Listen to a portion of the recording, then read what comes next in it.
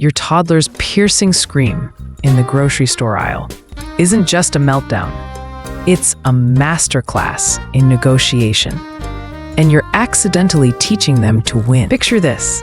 You're weaving through the store, cart half full, when your 3-year-old locks eyes on a pack of chocolate chip cookies. "Can I have one, please?" they ask, voice sweet but edged with demand. It's 5 p.m., dinner's in an hour, so you say, "No, sweetie, not now." The whine starts low, then spikes. "But I'm starving." You hold firm, but their voice climbs, tears pool, and soon they're on the floor, kicking like they're auditioning for a drama. Exhausted, you sigh. "Fine, one cookie." In that moment, you've handed them the playbook. Tantrums work. Here's the counterintuitive truth. Sometimes saying yes right away or sticking to a calm, unwavering no can stop this cycle dead in its tracks. Let's unpack how to outsmart those tiny negotiators without losing your cool or your sanity. Kids aren't throwing tantrums to torture you. They're little scientists, testing cause and effect. What if their meltdowns are just them cracking your no code? Every time you say no, but cave after 10 minutes of screaming, you're not just ending a fight. You're programming their brain to think, "If I cry louder, I get the cookie." Studies from child development researchers, like those at the Yale Child Study Center, show kids as young as 2 quickly learn patterns of reward. When tantrums consistently lead to getting their way, whether it's a cookie, a toy, or 5 more minutes of iPad, they double down. It's not manipulation, it's logic. They're solving a puzzle you didn't mean to create. Think about the last time your kid pushed you to the brink. Maybe it was at Target, them begging for a toy truck while you juggled a mental list of ands. You said no, they wailed, and eventually you handed over the truck just to move on. Sound familiar? That's the cycle locking you in. So what's the funniest or most exhausting tantrum your kids pulled to get their way? Drop it in the comments. I'd love to hear. Why does this happen? It's simple. Giving in after a tantrum is like rewarding a slot machine with a jackpot. The more it pays out, the more they play. Parents aren't weak for caving. Life is relentless. You're juggling work, dinner plans, and that nagging worry about screen time.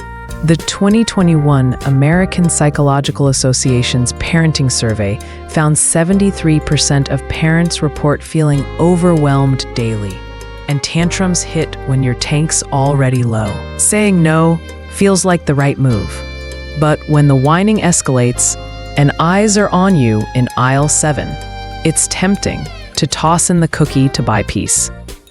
The problem? Each surrender reinforces the tantrum as a winning strategy. The fix starts with a choice.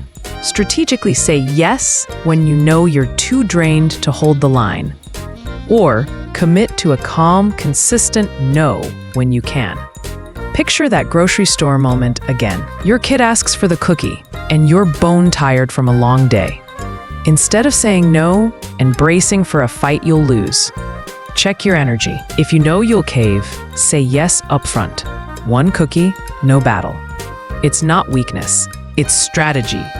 If you're ready to stand firm though, here's how to make no stick without sparking a meltdown. Here's the twist that might blow your mind. Saying yes right away can be your secret weapon. When you're too wiped to handle a tantrum, agreeing early, like handing over that cookie before the whining starts, cuts the cycle before it begins. It's not about spoiling them. It's about staying one step ahead. You're not teaching them tantrums work because there's no tantrum to reward. But what about when no is non-negotiable? Maybe it's bedtime and they're begging for another story, but you've got laundry piling up and emails unanswered. That's when you lean into a different kind of strength. Calm, unshakable consistency. A 2019 study in child development found that predictable parental responses, whether yes or no, reduce tantrum frequency over time by creating clear expectations. So when you say no, mean it. but pair it with empathy and clarity to diffuse the explosion. Let's go back to that cookie scenario. Your kid's whining, "I want it!" Instead of arguing, you stay calm. Easier said than done, I know. And say, "I see you're really upset about the cookie. I get it. You're hungry. How about an apple or a banana instead?" You're not caving, you're redirecting. If no alternative works, set the boundary. "We're having dinner soon, so no cookies now. But I'll make sure you get a yummy meal at home." The key? Don't waver, even when the twos come. Now, let's hit the heart of it. Mastering the no without losing your mind or your kid's trust. The secret lies in 3 steps. Stay calm, validate their feelings, and hold the line. When your kid starts spiraling, say they're screaming for that cookie, your calm is their anchor. It's not just about you keeping it together. It's about signaling safety. A 2020 study from the University of Cambridge showed that kids regulate their emotions better when parents model calmness during conflict. So take a deep breath, even if you're internally screaming too. Then name their feelings. "I can see you're really mad because you want that cookie. It's tough when you can't have what you want." This isn't fluffy talk. It's neuroscience. Naming emotions activates the prefrontal cortex, helping kids process and calm down. Next, give them a path forward. In the cookie scenario, you might offer, "You can pick an apple or a banana to munch on now." If that's not an option, be clear. "Dinner's coming up, so we're skipping cookies. Let's finish shopping so we can eat soon." If they keep pushing, don't get sucked into a debate. That's a trap. Instead, repeat the boundary gently. "I hear you're upset, but we're done talking about the cookie. I'm here if you need a hug."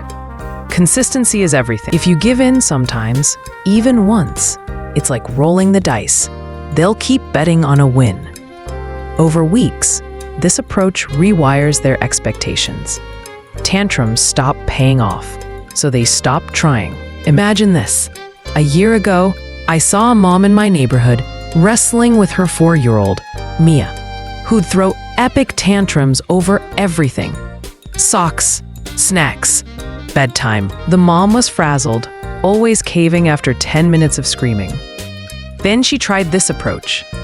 One day, Mia demanded ice cream before dinner. Instead of saying no and bracing for war, the mom checked her energy, low after a brutal work week, and said, "Sure, 1 scoop after dinner." No tantrum, no fight. Another day, Mia begged for a second bedtime story. The mom, feeling steadier, said, "I know you love stories, but one's the limit tonight. Let's pick a great one." Mia fussed, but the mom stayed calm, hugged her, and didn't budge. Over months, Mia's meltdowns faded. Now she'll say, "Can I have a snack?" And if the answer's not now, she might pout but moves on. The payoff? Mia's not just calmer. She's confident, chats about her feelings, and trusts her mom's word. Their bond is tighter than ever. And the mom feels like she's finally got this parenting thing figured out. That's the magic of breaking the cycle. Your kid grows into someone who can handle disappointment, and you get to enjoy them without dreading the next meltdown. So here's the deal. You can stop tantrums from running your life. Check your mood before saying no. If you're too tired to hold firm, say yes early and avoid the fight. When no is the answer, stay calm, name their feelings, and set clear boundaries. Whether it's offering an apple or promising dinner soon, stick to it, no matter how loud they get. This isn't just about surviving the grocery store. It's about raising a kid who's emotionally balanced, confident, and connected to you. Start today. Next time your toddler pushes, take a breath, validate their frustration, and hold your ground. You'll be amazed at how fast things change. If this hit home, give it a like, subscribe, and join our parenting community for more tips like these. Videos like this might not stick around forever due to platform rules. So hit that button now to keep getting content that makes parenting a little easier. Oh, and one last thing, what's the one tantrum trigger your kid always pulls? And how are you planning to handle it next time? Share in the comments. I'm all ears.